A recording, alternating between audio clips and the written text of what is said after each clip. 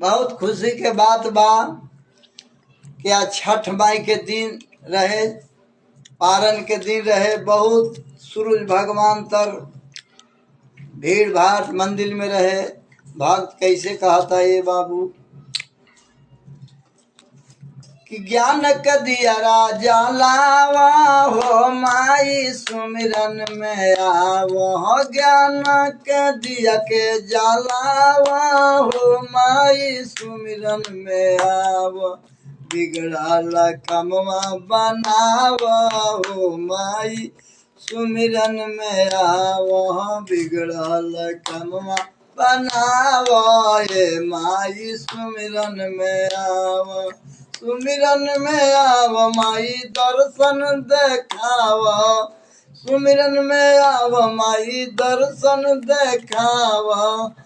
आव ये माई आव हो ज्ञान के दिया राय वजा माई ताये मैया। श्री राम करता दोहाई ये मैया। श्री राम करता दोहाई ये मैया।